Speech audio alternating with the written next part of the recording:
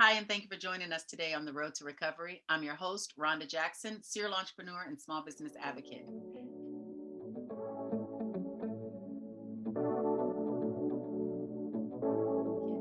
And today's episode, we talk a lot about emerging and established entrepreneurs on the journey. We call it the road to recovery. We talk about information, implementation, and creating that transformation. But now, today, can we talk about what that transformation is worth? What it's worth to you as the business owner, what the business itself is worth. And I found a wonderful guru, Mike Vaughn, who is the CEO owner of Empire Global Business Solutions. Welcome, Mike. Thank you for joining us today.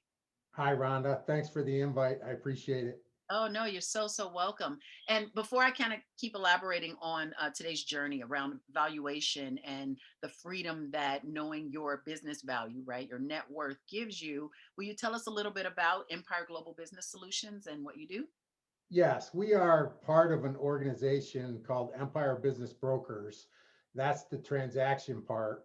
We also opened the company Empire Global Business Solutions because we do much more business advisory work now too, where we start ideally 3 to 5 years out with companies who are open-minded, like-minded business entrepreneurs, because 3 out of 4 owners don't know how to value their company. So we want to start as soon as possible. And hopefully they're of growth minded as well and want to do both. They want to grow, specifically manufacturing and machining. I love to find guys that are continuing to buy and turn over equipment every 3 to 5 years, because depreciation is one of the line items that counts towards your cash flow. So it's always a positive to find those owners of that mindset. Right, and to have those assets in their business, I totally understand. That's a wonderful thing. But one of the ways that I do like to start the show is I like to ask the guest for one word they would use to describe now. What would your one word be?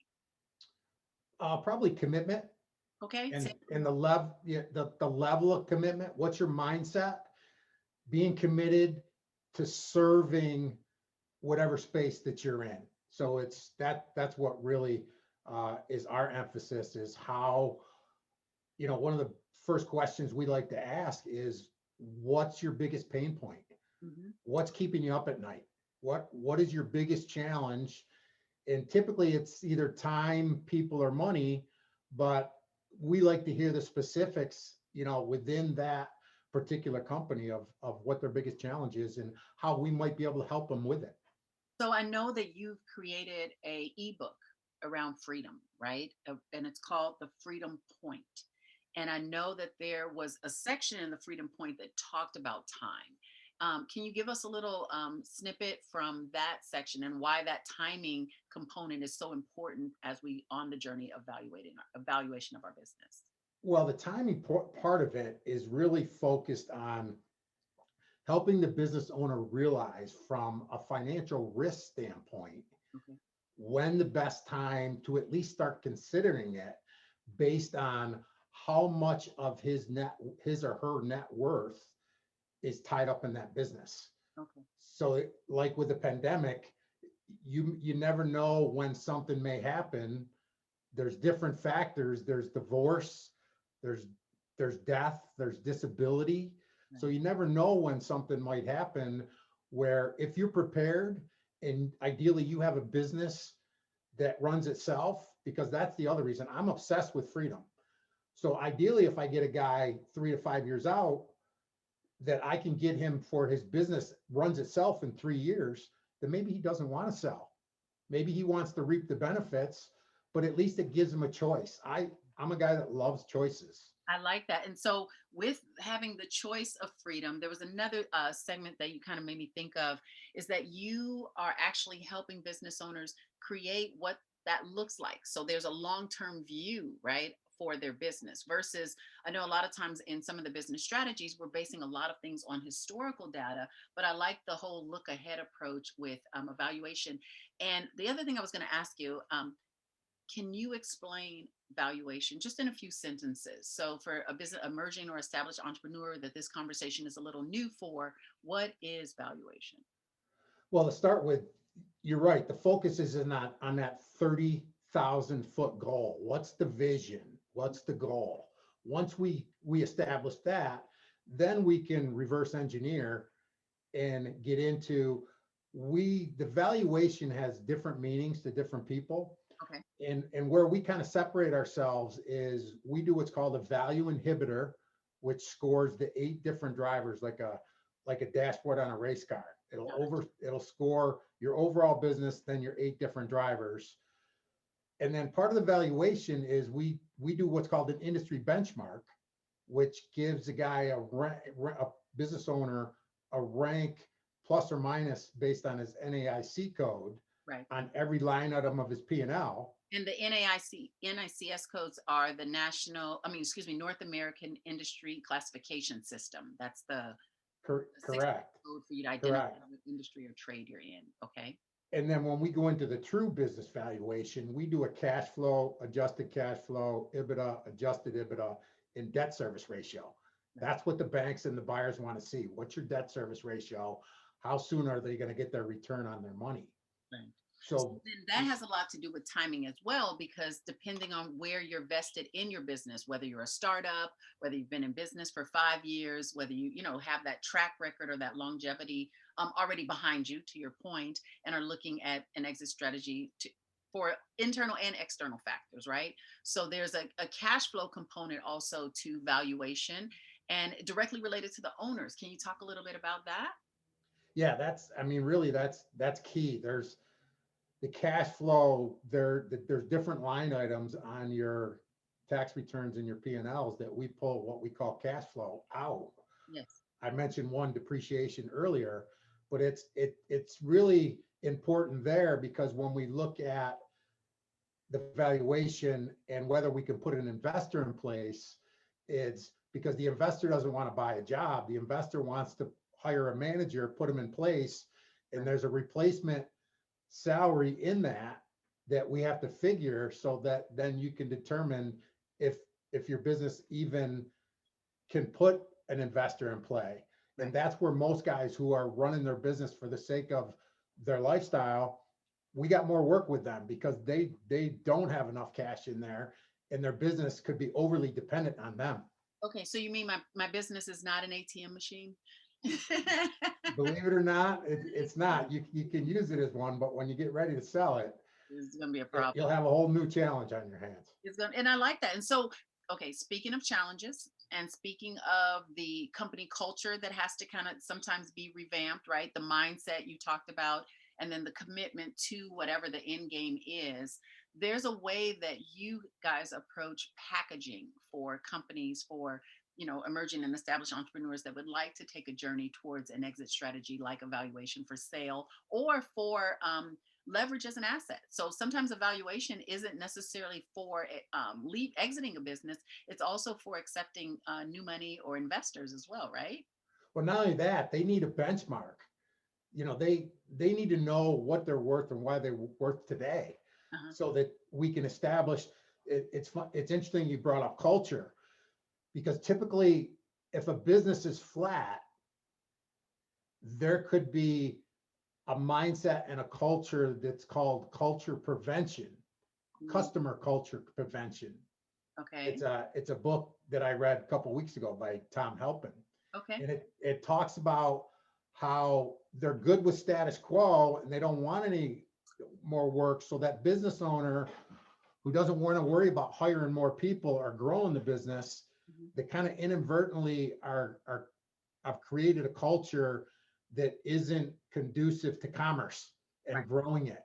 Right. So we've got to identify that. That's why the goal is very important when we first look at the packaging. Yeah, I noticed that you've already shared a few resources, including your ebook, The Freedom Point. So I'm going to be sure and put those things in the description box below. And you guys know where the description box is. It's right below that little red button with the subscribe word on it. So you haven't already, be sure you click that subscribe button so you can find out more episodes like this and more information from guests like Mike when they come and share with us. So thank you for that, Mike. And then I also wanted to mention you just said something really, really vital and important because you talked about We talked about external challenges like pandemic, like civil unrest, and a failing economy. You talked about internal transitions, which I think are really important because I don't think that we as business owners take the time. You referenced it in our pre-talk to look in the mirror, right? And that's important because that's another way that we talk about helping owners build value is what's called the golden handcuffs, Mm, where we talk about how many people you have, how many key employees you have, and then giving them incentives, financial incentives, either through phantom stock or bonus structures to help you grow. And the other key is transparency. How transparent are you willing to be with your employees to attract the best types of employees to help a win-win for everybody? yeah, and I think, and you haven't used this word, but I think that when we approach our businesses, not as our babies, right? Well, actually, even as our babies, right? Because they mature. And what happens when something matures, it takes a shape of its own, and then it has a journey, that goes beyond you. It transcends whatever your original intentions are. I know that some of the freedom choices that I made as a business owner, wanting to be able to spend time with my children, wanting to have time to, be a mother, wanting a lifestyle to be able to participate in their school events, so those type of freedoms change because now with older grown children, those are you have Yeah, to, the business owner, you have to be able to your point, change that mindset and either, oh, we talked about this too, change your purpose, right? You have to yes. redefine that purpose. So do you want to share a little bit about that? In terms of purpose, well, you hit it on the head with parent-child. We also had some information referencing, parent-child or famous versus rich. Mm-hmm. So again, everything's back to, what your mindset is, what your goals are, what do you want to achieve, what's your purpose, Yes. Yeah. and how you can positively impact the people around you. Because that's the other big key is who you surround yourself with. You Yeah. may have to make sacrifices to get the right mentorships with family and friends Mm-hmm. to get to where you want to go. That's where you want to go. So it sounds like you had actually had, okay, so I'm sorry. This conversation just has me so hyped. I'm sorry. But I'm really, really excited. So sounds like a couple things happened just here. So one, I just heard you give us a call to action. You said something about mentorship. Can you speak a little bit more about that? And then I'll ask you my next question.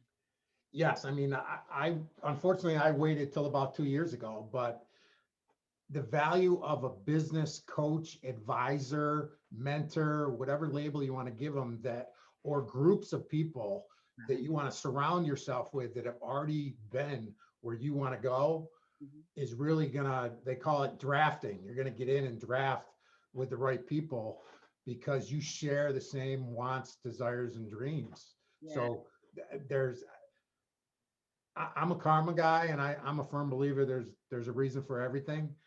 I'm just so happy now that the pandemic for me will end up being probably one of the best things that ever happened to me, even though I feel bad for the people that have lost loved ones. But I really think it helps look in the mirror and reestablish what you really want out of life. Yeah, and I like the analogy of the mentor and the peer groups, the peer learning groups, to be people that are either where you want to be or have been through what it is that you're trying to do. You reminded me because both of us are from the Midwest, and I would remember when my dad would take us walking through the snow, especially fresh snow. He would take the first step, and he would tell us to walk in where he already stepped, right? And I think that we have this individualistic attitude towards entrepreneurship that we have to go the hard way. We have to do the paths less traveled when sometimes, to get to the destination and then maybe the beyond is your path less traveled, you kind of have to walk in the footsteps of other people. Well, and the other thing is what's kind of interesting. You mentioned that brings me back to when I was 10 years old and we used to snowmobile. Mm-hmm. By the same token, what I love about mentors is they encourage you to get outside your comfort zone. Get out. Like I remember we'd go into a powdered field, and I had the snowmobile that could break the powder where he didn't. So he'd wave me because he knew that I had enough experience with him behind me that I could go and he could get in behind me. So I think it's just as important to have those people, like right now, everything's going to video. Yeah, yeah. So it's it's a lot for to think about putting yourself in front of your phone and your cameras and doing videos and getting content out. But when you do it, it's very satisfying. When you step out your comfort zone and realize that you can do something, and mentors are a big key with that too, because they're constantly reminding you to do that. Yeah, we've got some great marketing videos on, establishing that and rethinking some of those strategies. But this is great. So the timing, creating the value within your company, which enhances you as an owner for your own network, and then a company like yours that takes all of that and helps you see. Sometimes you mentioned this earlier, not just the value of your actual transactional service or products, but there's sometimes other byproducts of your company that can create value in your company as well. Correct. Yeah. Yeah. So this has been really great. And I think that's what turns into books and courses and, to your point, content for, those outlets, those other platforms and things like that. So if someone is interested in taking this journey, taking the step towards valuation and understanding the value and the worth of their business, what's the best way to contact you? They can either email me at Mike at MWV as in Victor, EBB, Edward Boyd Boy.com, Mike at MWVEBB.com, or go up on my website, which is EGBS US, so Empire Global Business Solutions US.com. Okay. And then there's ebooks, there's content there that you can click on and reach out to us. Okay. No, thank you for being a resource. And all of the resources that you've shared with us today, I'll be sure and put in the description box right below that subscribe button. So if you haven't done so, please do.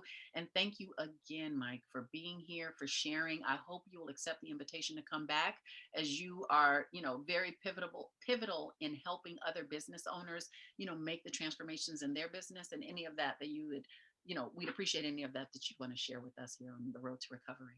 Yeah, no, I'd love to, Rhonda. I appreciate very much the invite and enjoyed the conversation. Okay, very good. Thank you. Thanks for joining us.